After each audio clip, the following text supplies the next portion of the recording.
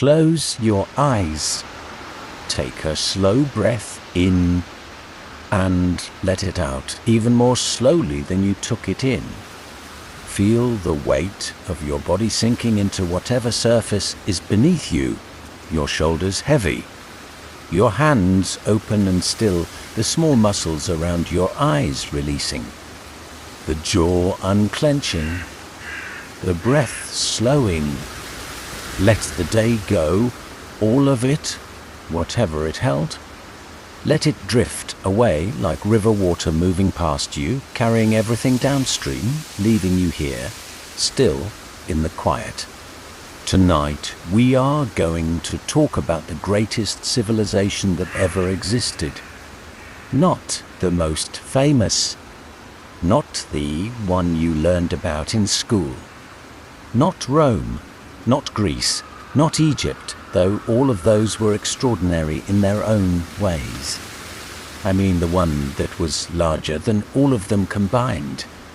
The one that stretched from the mountains of Central Asia to the shores of the Atlantic, from the frozen forests of the north to the burning deserts of the south.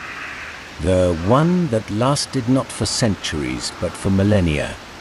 The one that built cities that made Rome look modest, roads that connected continents, trade networks that reached every corner of the known world.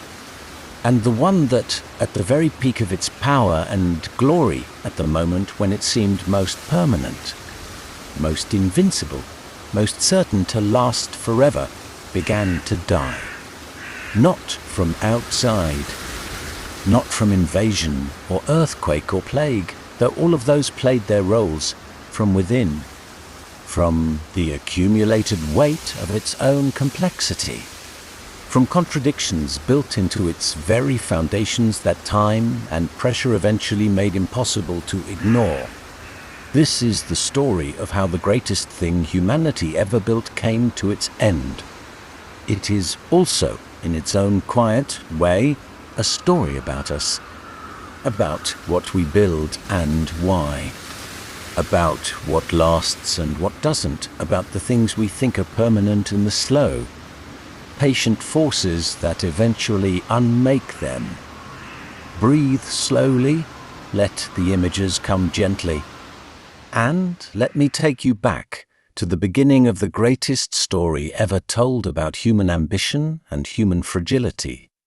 Tonight, we tell the full story of Rome, not the Rome of textbooks and dates and battle lists, the Rome of real people, of ordinary lives and extraordinary moments, of a civilization that shaped everything you are and everything around you, that built the world you live in more profoundly than any other force in human history, and that ended in a way that nobody who lived through its glory years could have imagined possible.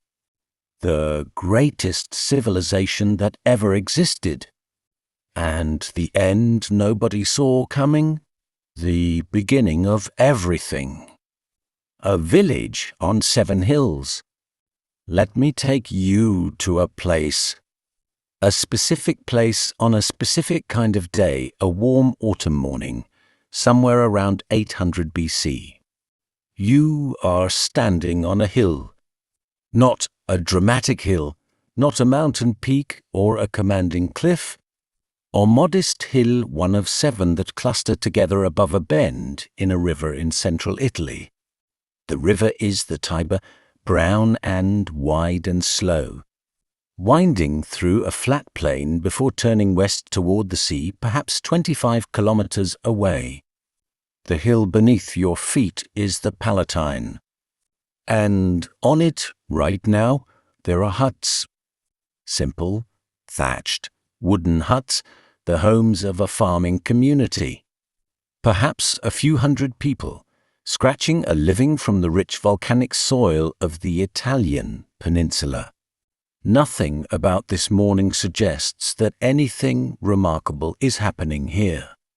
The farmers are doing what farmers do, tending their animals, working their fields in the valley below, trading occasionally with the other communities on the other hills, worshipping their local gods in simple shrines. They have no writing, no sophisticated art, no grand architecture, no concept, however dim, that they are the seed of something that will one day rule the world. They are just people, ordinary people, on a hill in the morning, living their lives. And yet, there is something about this place.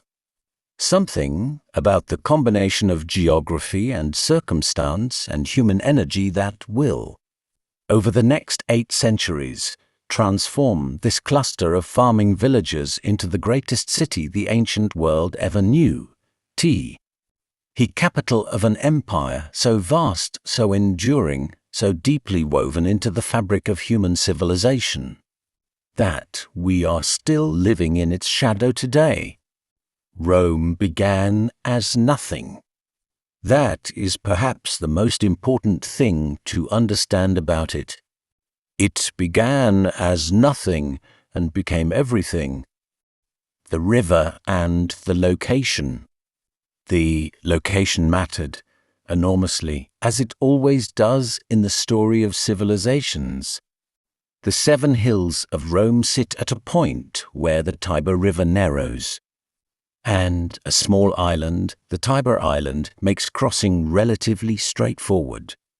This was the lowest practical crossing point on the Tiber, which meant that anyone wanting to move goods or armies up and down the Italian peninsula had to pass through or near this spot. Control the crossing, and you control the movement of people and goods across central Italy. The early Romans understood this, perhaps instinctively, long before they could have articulated it in strategic terms. The location gave them leverage. It made them a necessary stop on the routes that connected the various peoples of the Italian peninsula, the Etruscans to the north, the various Latin and Oscan and Samnite peoples to the south and east, the Greek colonies on the southern coasts. And the river itself, the Tiber, gave them something else, access to the sea. 25 kilometers downstream, the Tiber met the Tyrrhenian Sea. Not a great natural harbour, the mouth of the Tiber was and is a difficult, silted, shallow place, but a connection to the wider Mediterranean world, and to the trade and contact and ideas that moved along its waters. The hills gave defence, the river gave trade. The central location in the Italian peninsula gave strategic importance. These 3 geographical gifts working together made Rome's rise possible. But geography is never enough by itself. Dozens of locations on the Italian peninsula had geographical advantages. Only one became Rome. The difference was the people, the Roman character. There is something in the early Roman character, or rather, in the character that the Romans cultivated and celebrated and consciously made central to their identity that shaped everything that followed.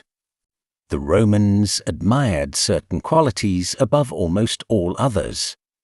Virtues, the quality that gives us the English word virtue, but which in Latin meant something more specifically active and physical, strength, courage, the willingness to do hard things, to endure, to persist. Gravitas, weight, seriousness, the quality of a person who understands that life is not trivial, that choices matter, that the actions of an individual ripple outward and affect the community.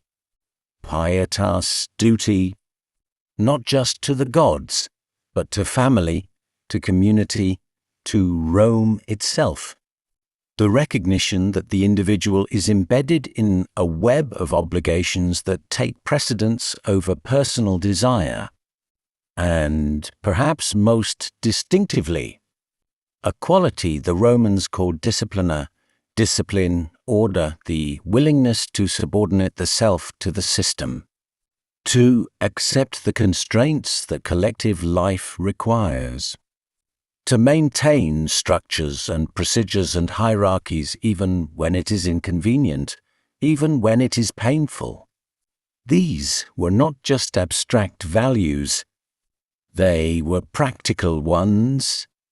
A society that genuinely internalizes these qualities that actually produces people who are courageous, serious, dutiful, and disciplined is a society that can do things other societies cannot.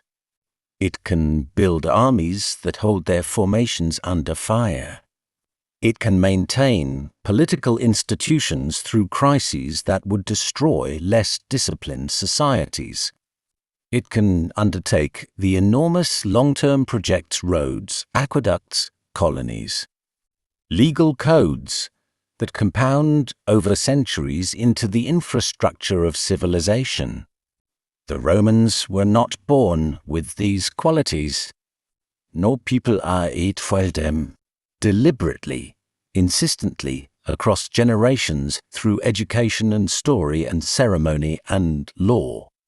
And for a long time, for a remarkably long time, it worked. The Republic. Around 509 BC to 2,500 years ago, the Romans did something that was, for its time, genuinely remarkable. They got rid of their king. The story, as the Romans told it, involved a king named Tarquinius Superbus, Tarquin the Proud, and the rape of a noble Roman woman named Lucretia, who killed herself after the assault rather than live with the dishonor. The outrage of the Roman nobility led to a revolution. Tarquin was expelled. The monarchy was abolished, and in its place, the Romans created something new, a republic, not a democracy. The Romans were suspicious of pure democracy, which they associated with mob rule and instability, but a mixed system, carefully balanced, designed to prevent any single person or group from accumulating too much power. Two consuls, elected annually, shared the executive power that had previously belonged to the king. They could veto each other's decisions. They served for 1 year only, then returned to private life. No consul could become a king because no consul could stay in power long enough. The Senate, an assembly of senior citizens, former magistrates. The experienced and the distinguished provided continuity and wisdom. It debated and advised and in practice directed policy, though technically it had no binding authority. The assemblies of the Roman people voted on laws and elected magistrates. Their power was real, if constrained by the way the voting procedures were structured to give more weight to the wealthy. It was not a perfect system. No human system is. It was dominated by the wealthy. It excluded women entirely. It was corrupt, frequently. It was manipulated, constantly. But it was also something genuinely new in the world. A system designed around the idea that power should be distributed, checked, limited. That no individual should be trusted with unconstrained authority.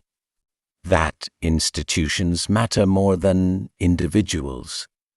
This idea that institutions matter more than individuals is perhaps Rome's greatest contribution to human political thought. It became the foundation of every subsequent attempt at republican or democratic government, all the way down to the constitutions of the modern world. The Romans invented, imperfectly and incompletely but genuinely, the idea that a state could be governed by laws rather than by the will of a ruler. That idea changed the world. It is still changing it. The conquests of Italy. The Roman Republic was not, in its early centuries, obviously destined for greatness. It was one city-state among many in a fragmented, competitive, often violent Italian peninsula. What made Rome different was not military genius, though Roman armies were eventually excellent. What made Rome different was what happened after the military victories. When Rome conquered a neighboring people, and it did, repeatedly, over the centuries, it did not simply enslave them or extract tribute and leave. It offered them something remarkable, a path to becoming Roman. Defeated enemies could become Latin allies with significant legal rights and practical benefits. They could serve in Roman armies, which was no burden, but an opportunity to citizenship, to land, grants, to social advancement. Their elites could intermarry with Roman families. Their gods could be absorbed into the Roman pantheon. Over time, the conquered became the conquerors. Italians who fought for Rome became Romans. Their sons served in the legions. Their grandsons sat in the Roman Senate. The borders of Roman identity expanded generation by generation to incorporate everyone it touched. This was not generosity, exactly, it was strategy. An expanding Rome needed manpower for its armies, for its colonies, for the vast labor required to build the infrastructure of an expanding state. By making its conquered peoples partners rather than merely subjects, Rome created a positive feedback loop. More conquest meant more allies. More allies meant more soldiers. More soldiers meant more conquest. By around 270 BC, Rome controlled virtually the entire Italian peninsula. Not as a traditional empire, with a core exploiting a periphery. As a network, a web of alliances and citizenships and shared institutions, all oriented toward Rome but extending far beyond it. It was a new kind of state, and it was about to meet the world. The Mediterranean Sea, Mare Nostrum, our sea, as the Romans would eventually call it, was in the 3rd century BC a busy, competitive, dangerous place. Carthage, the great Phoenician city on the coast of what is today Tunisia, dominated the western Mediterranean. Its navy controlled the sea lanes, its coastline, Sardinia, Sicily. Its merchants traded across the entire known world.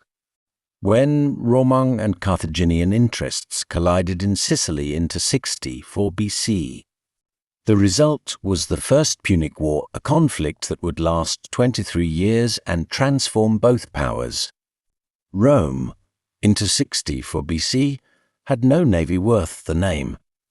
Carthage had the finest navy in the Mediterranean world. By any reasonable calculation, Rome should have lost. What Rome did instead was extraordinary. It built a navy. From scratch. Within a few years, Rome had constructed hundreds of warships and trained the crews to sail them, largely.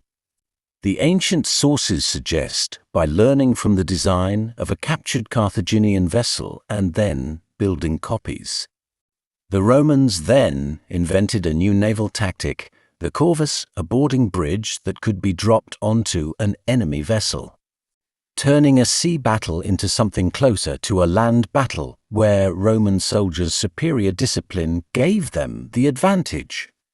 They lost battle after battle in the process of learning. They suffered enormous casualties, tens of thousands of men drowned in storms at sea. They went bankrupt twice, financing the naval war. They rebuilt their fleet twice after catastrophic losses. And in the end, they won.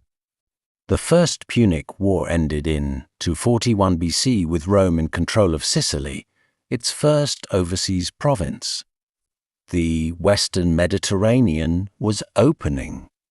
But the deeper lesson of the Punic Wars was not military.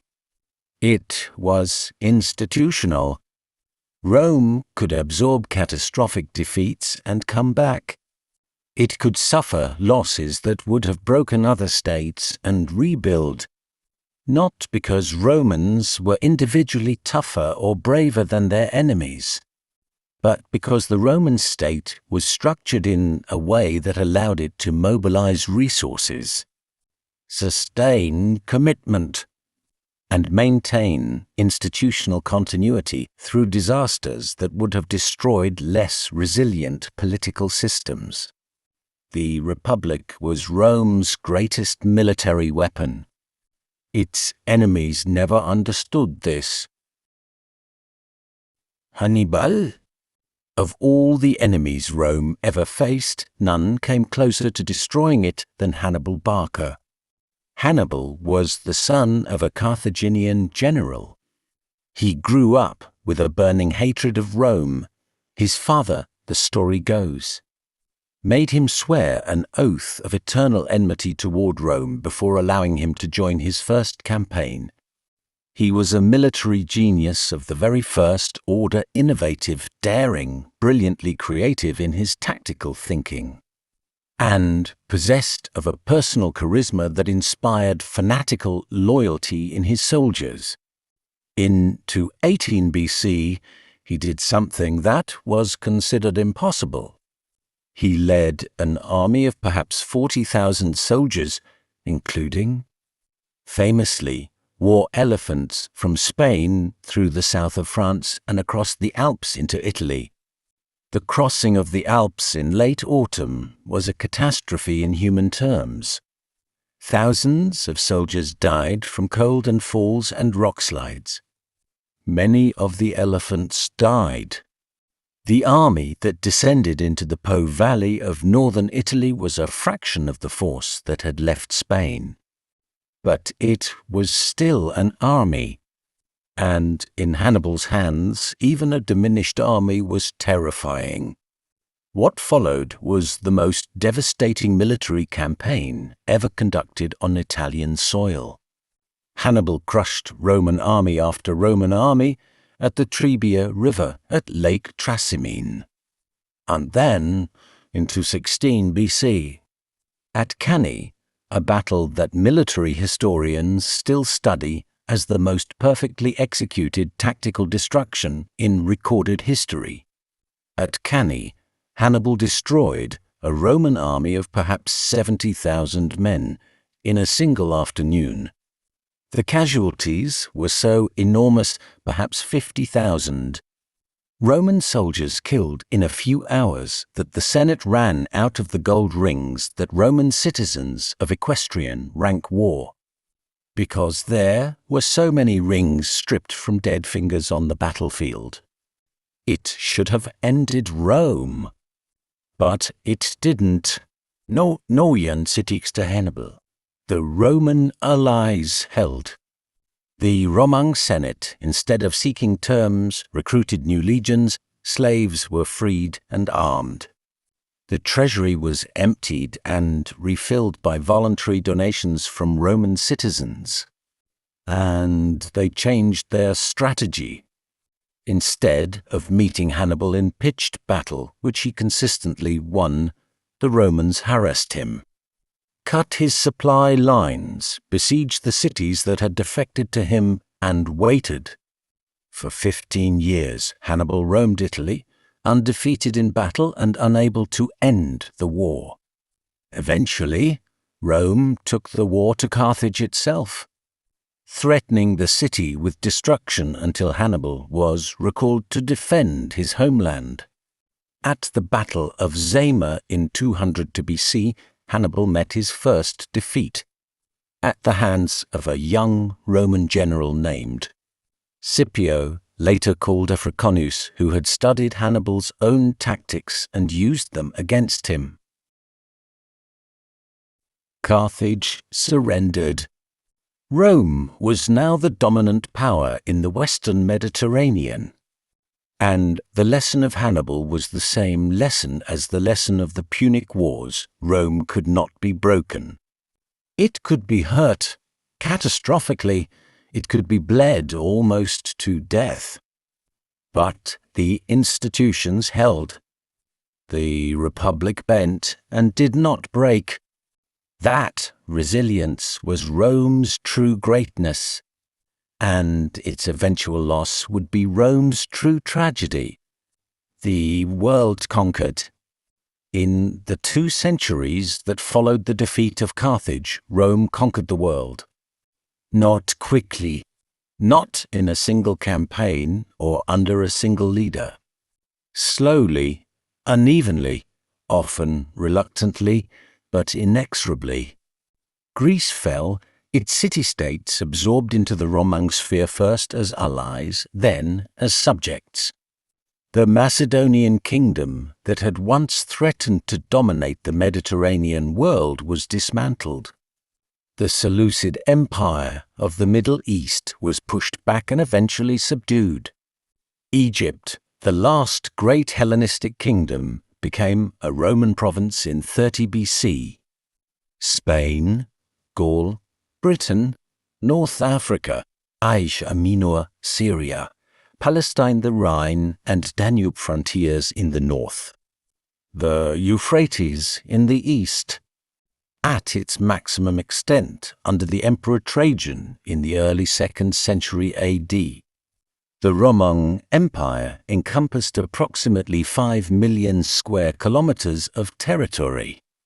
It held, depending on the estimate, somewhere between 50 and 90 million people, perhaps a quarter of the entire human population of the earth at that time.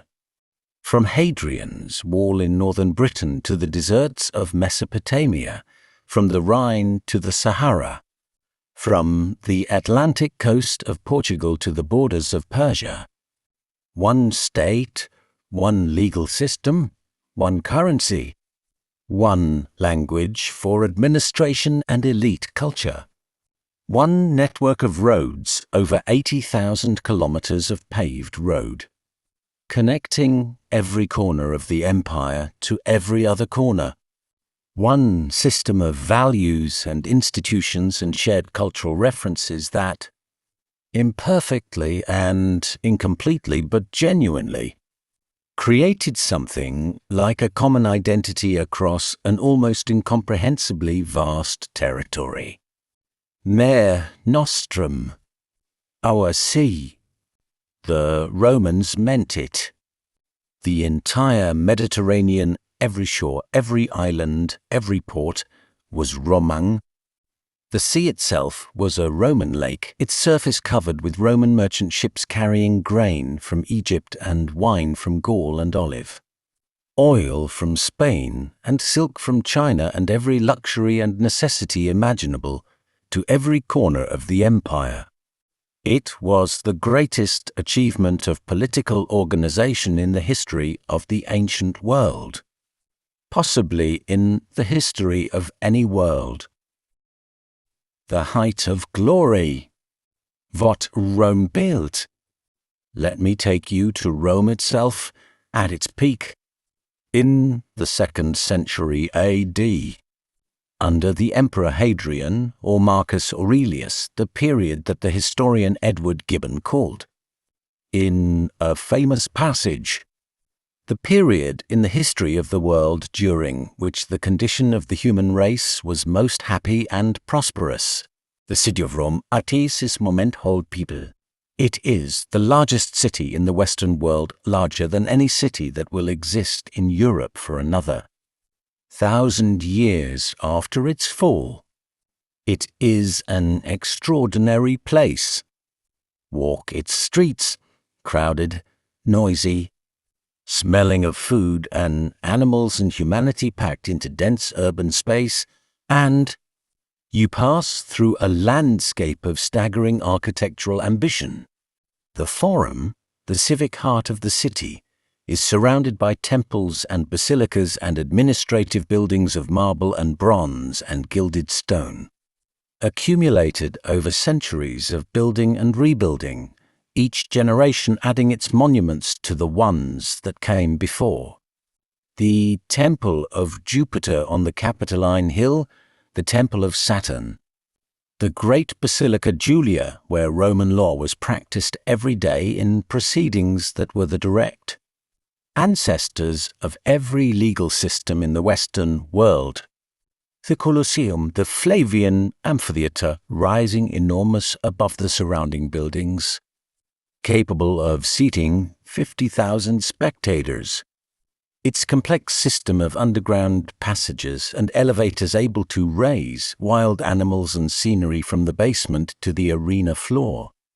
An engineering achievement that remained unsurpassed in scale for 1,000 years.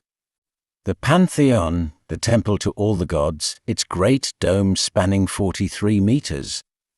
The largest unreinforced concrete dome ever built, standing still today, 2,000 years after its construction, as perfect as the day it was completed. The oculus, the open eye at the dome's apex, letting in a single circular shaft of light that moves. Around the interior as the sun crosses the sky. The aqueducts. 11 great aqueducts bringing fresh water into Rome from sources as far as 90 kilometers away, delivering perhaps 1 million cubic meters of water every day to the city's fountains and baths and private houses. A per capita water supply that was not matched in any Western city until the 19th century. The baths, the great thermae, the baths of Caracalla, the baths of Diocletian, were not merely places to wash. They were community centers, libraries, gardens, social spaces, where Romans of every class could spend hours in hot and cold and warm pools, in steam rooms, in exercise yards, in reading rooms, all for a nominal entry fee or often for free. This was what Rome built. Not just monuments to power, though it built those too, infrastructure for living, systems for moving water and goods and people and information, spaces for the common life of a vast urban population. And across the empire, it built the same things. Roads and aqueducts and forums and baths and amphitheatres and legal systems in every province, every colony, every conquered territory. Romanization was not just political subjugation. It was the spread of a way of life, a particular vision of what a human community should look like across an enormous geography. The Roman peace, the period from approximately 27 BC to 180 AD, is known as the Pax Romana, the Roman peace. 2 centuries in which the Mediterranean world was largely at peace. Note aili. There were wars on the frontiers, always wars on the frontiers. There were rebellions, notably the great Jewish revolts. There were civil conflicts. But within the core of the empire, in Italy, in the established provinces, in the cities connected by the Roman road system, there was peace. Sustained, reliable, unprecedented peace. For 200 years, a merchant could travel from Britain to Syria without crossing a war zone. A family in Gaul could live their entire lives without experiencing military violence.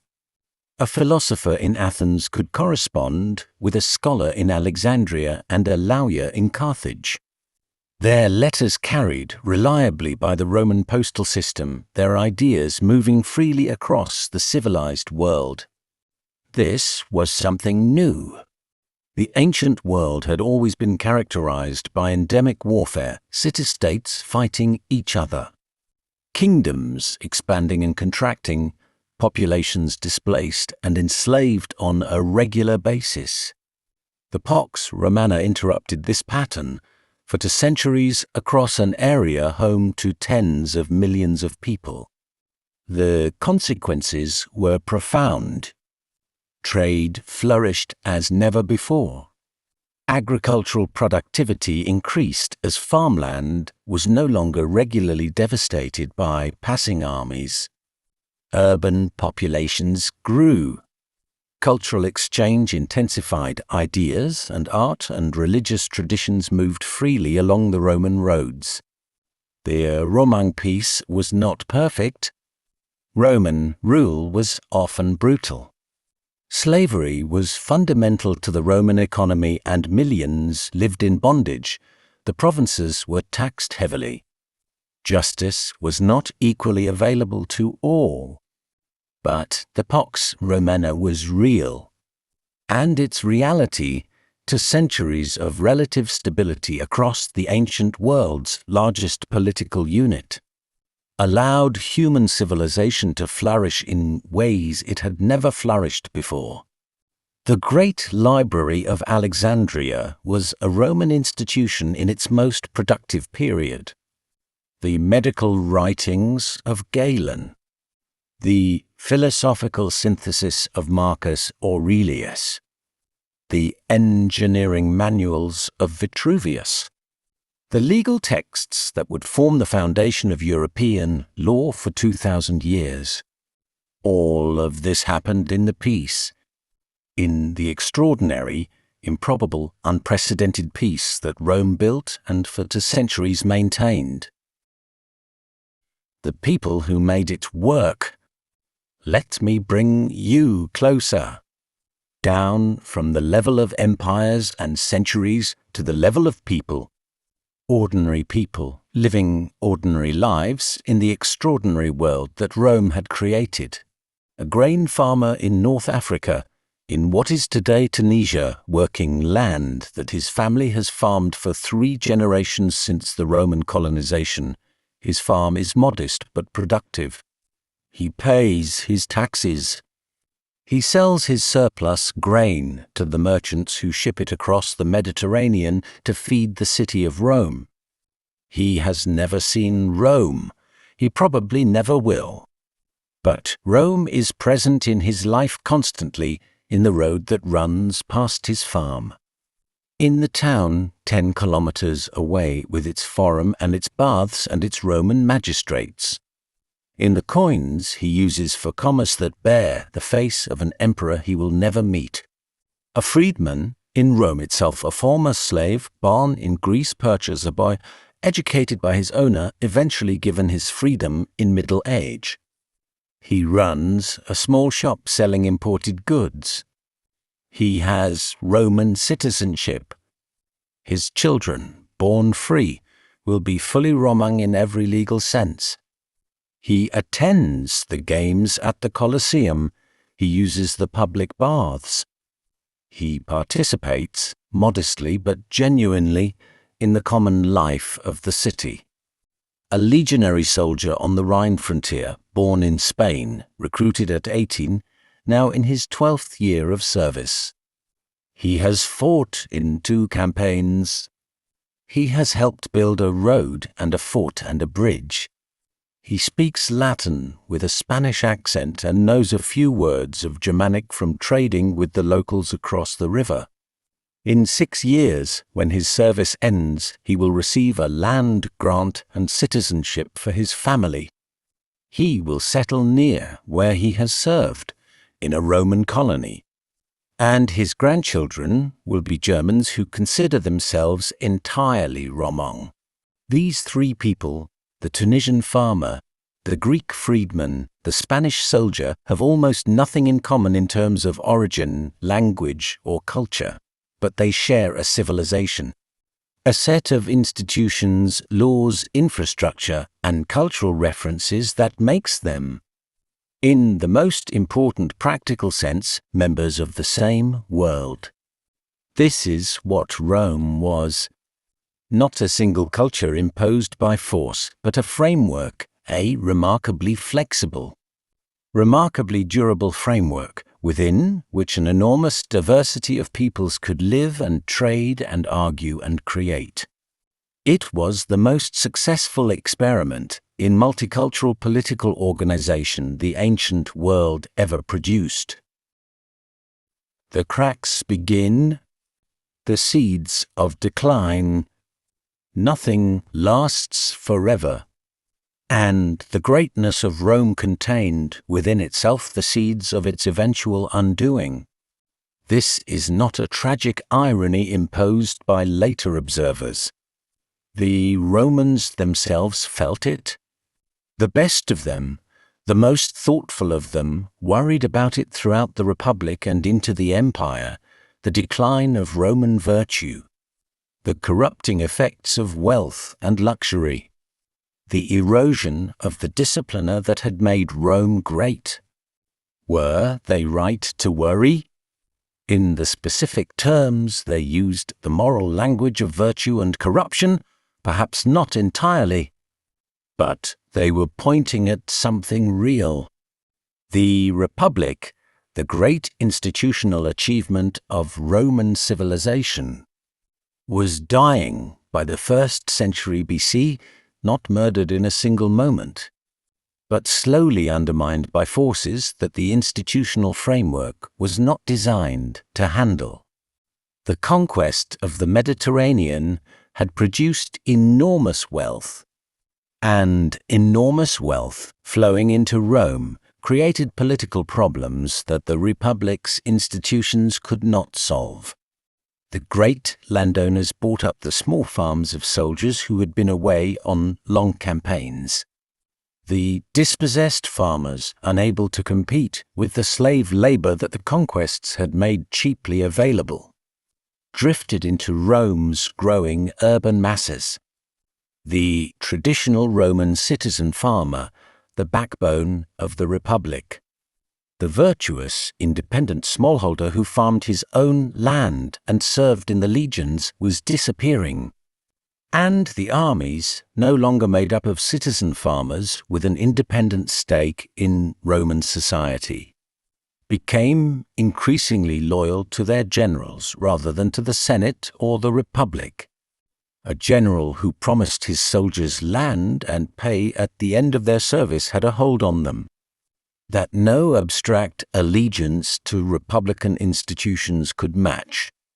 Julius Caesar understood this. Pompey understood it. They both used it.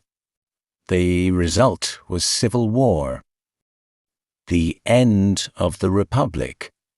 The last century of the Roman Republic, from approximately 130 BC to 27 BC, was a century of almost continuous political crisis, reforms attempted and blocked, reformers assassinated, violence entering the political arena in ways that previous generations had considered unthinkable.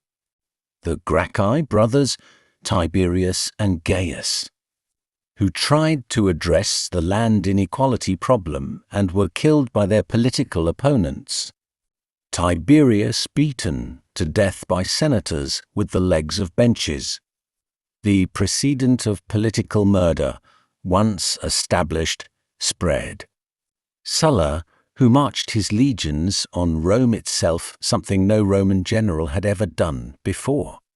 Something that violated the most fundamental taboo of the Republic and imposed his will by force. Then retired, having apparently convinced himself that he had fixed the problems his coup had been intended to address. Pompey and Crassus and Caesar, the first triumvirate, three powerful men whose informal alliance dominated Roman politics for a generation. Then the breaking of the alliance, civil war, Caesar crossing the Rubicon with his legions, Pompey fleeing to Egypt, where he was murdered. Caesar as dictator, ruling Rome with an authority no republican institution had ever been designed to grant. Assassinmorde 44 BC. By men who believed they were saving the Republic and instead triggered another generation of civil war. Augustus, Caesar's adopted son, initially called Octavian, the final victor. The man who ended the civil wars by becoming, in effect if not in name, the first emperor. He was careful never to call himself king. He maintained the forms of the Republic, the Senate still met, the magistrates were still elected. But the reality of power was concentrated in his hands, and everyone understood it. The Republic was over. Augustus called his new arrangement the Principate, the rule of the first citizen. He called himself Princeps, not Rex. First citizen, not king. The distinction was crucial for Roman psychology. The Romans could accept what Augustus was doing only if it was not described as what it actually was. The Republic was not abolished. It was transformed gently, gradually, into something else, something that preserved the language and the symbols of republican government while gutting its substance. It was, in the long view, the beginning of the end. Not immediately. The early empire produced some of Rome's greatest achievements, the Pax Romana. The great building programs, the legal and administrative consolidation. But the institutional resilience that had allowed Rome to survive Cannae and the Punic Wars was eroding. The capacity for self-correction that republican government, for all its flaws, had provided was diminishing. Power was concentrating, and concentrated power, in the long run, is brittle. The 3rd century crisis. For nearly 2 centuries after Augustus, the system worked. Imperfectly, often brutally, some of the emperors were monsters, and even the good ones were autocrats. But the empire functioned, trade flowed, the frontiers held, the cities prospered, and then, beginning into 35 AD, everything went wrong at once. The period from 235 to 84 AD is known as the crisis of the 3rd century, 50 years during which the Roman Empire nearly ceased to exist. 26 men claimed the title of emperor during these 50 years. Most of them were soldiers elevated by their armies on the frontier. Most of them died violently, killed by rivals or their own soldiers within months or years of claiming power. The average reign was less than 2 years. While the emperors rose and fell, the frontiers were under sustained pressure. Germanic tribes, the Goths, the Alemanni. The Franks pushed across the Rhine and Danube with increasing frequency and increasing depth of penetration. Persian armies under the new Sassanid dynasty attacked from the east. Capturing the Emperor Valerian into 60 AD, the first Roman emperor ever taken prisoner by a foreign enemy. The economy collapsed. The silver content of Roman coins, steadily debased to fund military expenditures, fell to a few percent. Inflation destroyed savings and disrupted trade. The elaborate commercial networks of the Pax Romana contracted sharply as insecurity made long-distance trade difficult and expensive. Plague swept through the empire repeatedly, the Antonine Plague in the 2nd century, the Plague of Cyprian in the 3rd, killing perhaps 1/3 of the population in affected areas. The population of the empire, which had grown steadily through the Pax Romana, began to decline. Cities shrank, some were abandoned. The great building programs of the early empire, the aqueducts, the roads, the public buildings, fell into disrepair as the resources and organizational capacity to maintain them dried up. Rome was entering a long, slow emergency from which it would never fully recover. C'est l'enfant. Diocletian and the attempt to save Rome.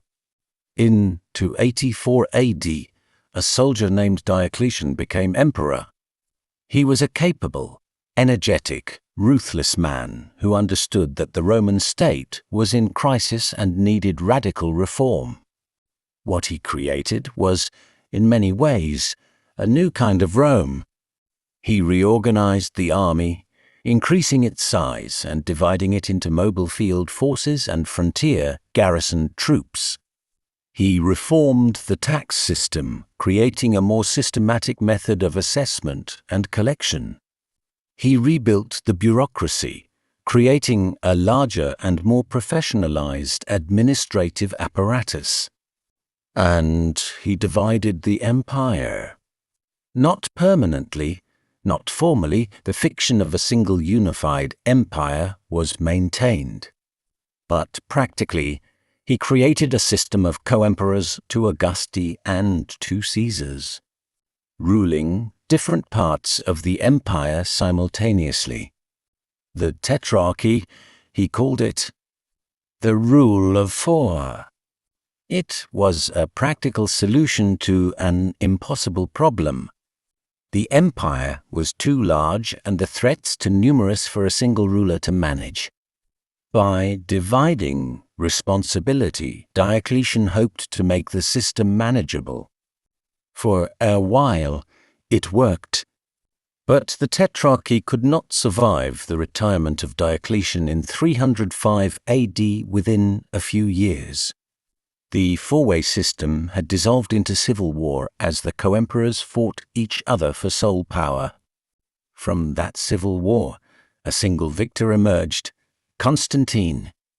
And Constantine, in a decision that would shape the next 2,000 years of human history, converted to Christianity. Constantine and Christianity. The Edict of Milan in 313 AD granted religious tolerance to Christians throughout the empire. Within decades, Christianity had moved from a persecuted minority religion to the favored religion of the imperial court. Within a century of Constantine's conversion, it was the official state religion of the Roman Empire. The consequences were enormous and complex and still disputed by historians. Christianity gave the empire a new source of unity, a shared religious identity that could, in principle, bind together the diverse peoples of the empire in a way that Roman citizenship and Roman culture alone could not. The ecumenical councils that Constantine convened to establish orthodox Christian doctrine were also exercises in imperial administration, attempts to create a unified religious identity for a unified political entity. But Christianity also created new divisions. The disputes over doctrine that convulsed the 4th and 5th century church, Arianism versus Orthodox Trinitarianism. The Donatist controversy in North Africa, the Nestorian controversy in the East were not merely theological. They mapped onto political and regional tensions, giving doctrinal clothing to conflicts that were fundamentally about power and identity. And Constantine made another decision that, in retrospect, sealed the fate of the Western Empire. He moved the capital. In 330 AD, he dedicated a new city on the site of the old Greek city of Byzantium. At the strategically crucial point where Europe meets Asia, he called it Constantinople, Constantine's city. It was a brilliant strategic choice. The new capital sat astride the crucial trade routes between Europe and Asia. It was defensible, surrounded on three sides by water. It was at the center of the empire's wealthiest and most productive eastern half. But by building a new capital in the east, Constantine was implicitly acknowledging what everyone already knew: the center of gravity of the Roman world had shifted. The West, Britain, Gaul, Spain, Italy itself, was poorer, more vulnerable, less economically dynamic than the East. The wealth and population and administrative capacity that could sustain an empire was concentrated in the East. Rome, the city, the idea, the western half of the empire, was on its own. The barbarian kingdoms. The Western Roman Empire did not fall in a single catastrophic moment. It faded gradually over the course of the 5th century as Roman authority was replaced, piece by piece, by the authority of Germanic warlords and their armies. The Visigoths sacked Rome in 410 AD, the first time the city had been taken by an enemy in 800 years. The shock was enormous, psychological as much as material. The eternal city, the center of the world, had been violated. But Rome was not destroyed in 410 IT, was sacked, looted for 3 days, and then the Visigoths moved on. The city survived. Its population had declined from its first-century peak of 1 million to perhaps a few 100,000. But it was still a city. The process that ended the Western Empire was less dramatic and more profound. Roman emperors in the West became increasingly dependent on Germanic military commanders, men who were nominally Roman officers, but whose loyalties were to their own people and their own power. These commanders increasingly dictated to the emperors they nominally served. In 476 AD, a Germanic warlord named Odoacer deposed the last Western emperor. A boy named Romulus Augustulus, the name a cruel irony, combining the founder of Rome with the founder of the empire. Odoacer saw no need to appoint a replacement. He ruled Italy himself, sending the imperial insignia to Constantinople and acknowledging, nominally, the authority of the Eastern Emperor. 476 AD is the traditional date for the fall of the Western Roman Empire. But it was not felt as a fall at the time because it was not a single moment. It was the conclusion of a process that had been underway for generations, the gradual replacement of Roman administrative authority in the West by the authority of Germanic kingdoms. The kingdoms that replaced Rome in the West were not, for the most part, hostile to Roman civilization. The Visigoths, the Ostrogoths, the Franks, the Burgundians, these peoples had lived on Rome's borders for generations. They admired Rome. They considered themselves, in many ways, Romans. They kept Roman law, used Latin, maintained Roman administrative structures where they could. They were not barbarians in the sense of being uncivilized. They were different, less urbanized, less commercially sophisticated, less administratively capable. But they were not the savage destroyers of Roman civilization that older historical narratives portrayed.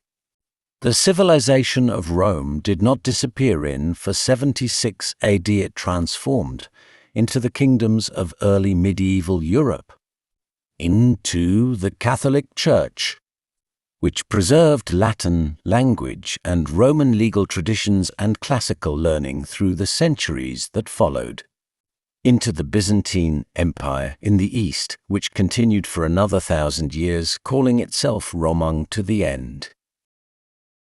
Rome fell slowly, and it never entirely fell. it became something else. Something diminished in some ways, transformed in others, but carrying within it the seeds of everything that came after. Vai it metas, what Rome left behind. You are living in Rome right now, not in any mystical or metaphorical sense. In a direct, measurable, practical sense, the world you inhabit was built by Rome. The language you are hearing is English, a Germanic language heavily overlaid with Latin vocabulary, which entered English through French itself, a Latin-derived language, which entered French through the Roman conquest of Gaul. The Latin roots of English include most of its abstract vocabulary, most of its legal and scientific and political terminology, the legal systems of virtually every Western country, and through colonialism. Much of the rest of the world are based on Roman law.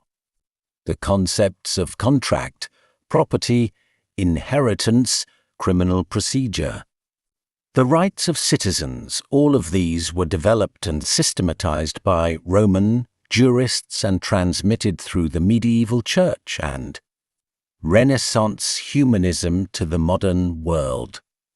The political concepts that govern modern democracy, the idea of a constitution, of the separation of powers, of citizenship, of the rule of law, were developed by or in reaction to Rome. The American founders were obsessed with Rome. The republic they created was explicitly modeled on the Roman Republic, including its bicameral legislature, Senate and House. Like Senate and Assembly, its elected executive president, like consuls. Its written constitution, the Roman tradition of written law. The calendar you use is the Julian calendar, created by Julius Caesar and reformed by Pope Gregory XIII, both Roman projects. The months of the year are named for Roman gods and Roman emperors.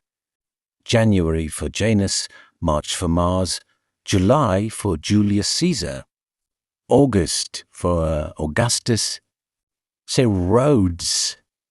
The concept of the engineered road, a straight, paved, drained, maintained highway connecting distant points, is a Roman invention. Many of the major road routes of Europe follow Roman alignments. The A5 road in Britain follows the route of Waterling Street, the Roman road from the Channel coast to the north. The Via Appia Antica still runs from Rome to Brindisi, its paving stones laid by Roman slaves 2,000 years ago still in place. Christianity, the religion of a third of humanity today, achieved its global reach because it was first the religion of the Roman Empire. Jesus was born in a Roman province, was crucified by a Roman governor, and his religion spread along Roman roads in the Latin language within the administrative framework of the Roman state. Rome is everywhere. In your language, your law, your calendar, your religion, your political concepts, your road alignments, your city layouts, your architectural vocabulary. The greatest civilization that ever existed did not simply end. It became the foundation of everything that came after. The lesson of Rome. What does Rome teach us? That nothing is permanent.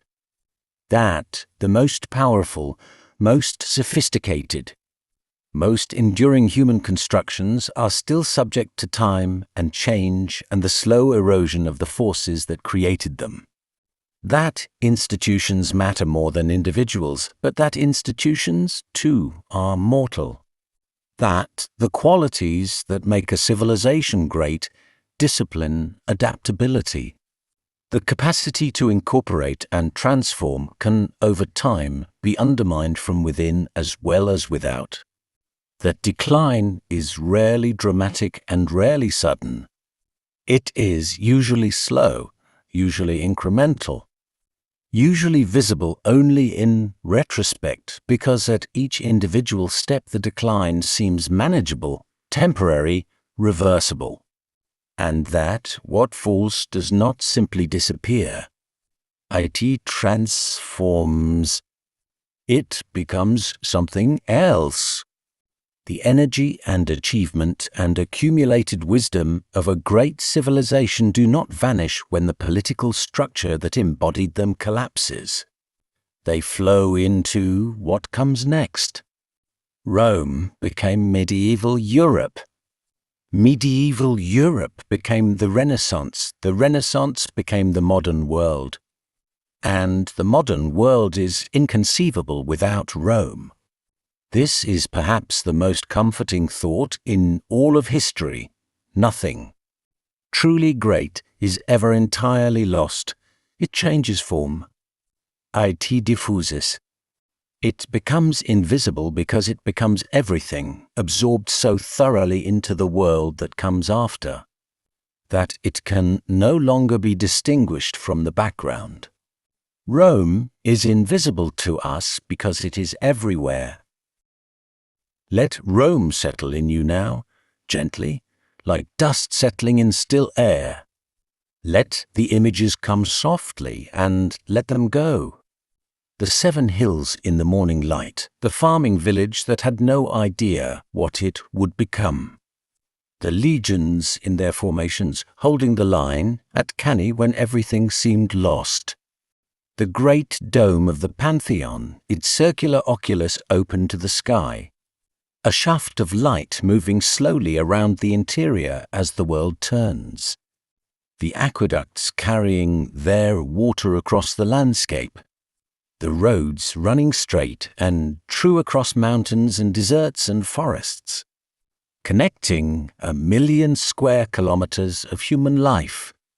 The ordinary people, the Tunisian farmer, the Greek freedman, the Spanish soldier, living their lives in the extraordinary framework that Rome had built, unaware that they were part of something that would shape the world for the next 2,000 years. And the ending, not dramatic, not a single catastrophic moment, just the slow, quiet, incremental dissolution of something that had seemed permanent. The last emperor, a boy with a great man's name, handing over the symbols of power to a Germanic warlord who had no use for them.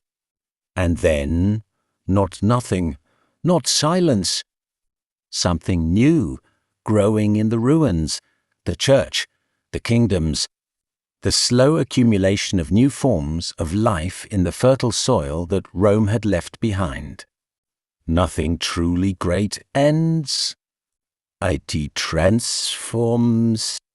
You are here, warm and heavy and drifting towards sleep in a world that Rome built, in a language Rome gave you, under laws Rome invented, in a civilization that is in ways too numerous to count the continuation of the Roman project. 2,000 years and still going. Let your breathing slow. Let your thoughts soften and drift like leaves on the slow water of a wide river. The road runs on ahead. It has always run on ahead. And you, the inheritor of everything Rome became, you can rest tonight. The eternal city rests too under its layers of time. 2,000 years of living and building and falling and transforming, layer upon layer, all the way down to those first thatched huts on the Palatine Hill. Sleep well. The road will be there when you wake.